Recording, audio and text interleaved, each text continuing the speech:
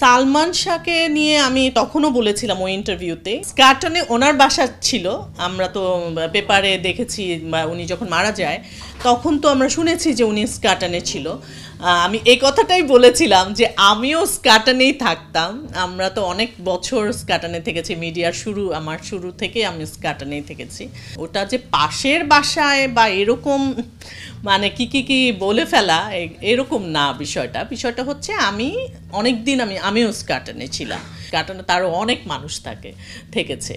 আসলে নিউজটা এত সিলিভাবে করেছে, আমি খুবই হাস্যকর আমার কাছে মনে হয়েছে। প্রত্যেকটা ইন্টারভিউতে দুইটা টপিক জিজ্ঞেস করে, এক হচ্ছে সালমান শাহকে নিয়ে, এক হচ্ছে শাকিব খানকে নিয়ে।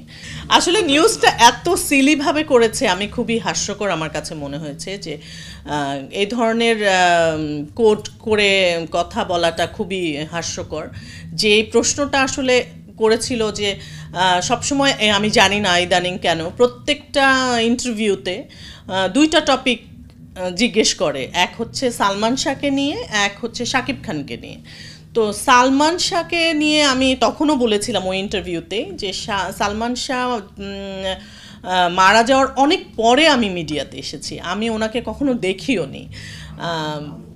মানে স্কাটনে ওনার বাসা ছিল, আমরা তো পেপারে দেখেছি, বা উনি যখন মারা যায় তখন তো আমরা শুনেছি যে উনি স্কাটনে ছিল। আমি এই কথাটাই বলেছিলাম যে আমিও স্কাটনেই থাকতাম, আমরা তো অনেক বছর স্কাটনে থেকেছি, মিডিয়ার আমার শুরু থেকে আমি স্কাটনেই থেকেছি। তো সেই কথাটাই বলা, ওটা যে পাশের বাসায় বা এরকম মানে কি বলে ফেলা এরকম না, বিষয়টা হচ্ছে আমি অনেক দিন আমিও স্কাটনে ছিলাম।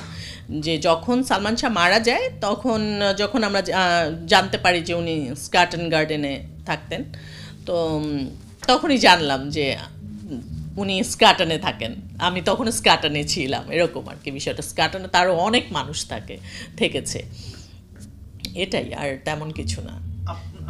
তথাকথিত মায়ের চরিত্র বলতে আমি আসলে যেটা বুঝিয়েছি সেটা হচ্ছে কোনো চরিত্রের কোনো গুরুত্ব নাই, শুধুমাত্র হয়তো বাবা কি করছো, কোথায় যাচ্ছ, এই ধরনের ক্যারেক্টার হয়, সেটা আমি করতে চাই না। কারণ যেহেতু আমি একজন অভিনেতা এবং অনেক দিন ধরেই আমি অভিনয় করছি, তো আমি তো অবশ্যই চাইবো যে আমার চরিত্রের একটা গুরুত্ব থাকুক।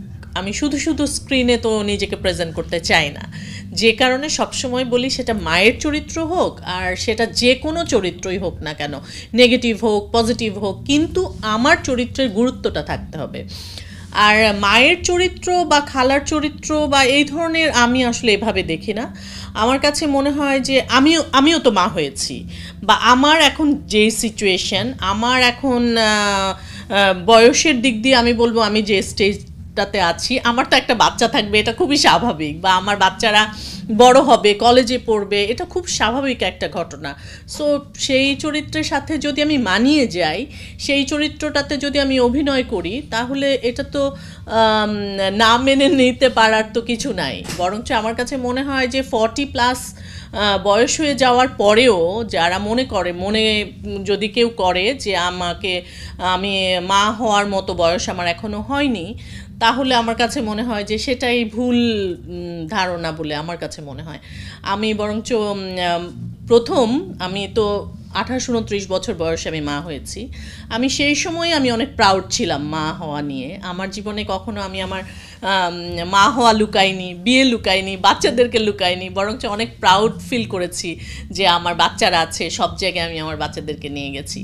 সো এখনও আমি যখন মায়ের অভিনয় করি আমি প্রাউড ফিল করি, আমার ভালো লাগে যে আমার ছেলেটা এত বড় হতেই পারে, বা আমার মেয়েটা একটা 22-23 বছরের বাচ্চা হতেই পারে, একটা 22-23 বছরের বাচ্চার মা হিসেবে কিন্তু আমি স্যুট করি। সো এখানে না মেনে নেওয়ার আসলে আমার মনে হয় না কিছু আছে।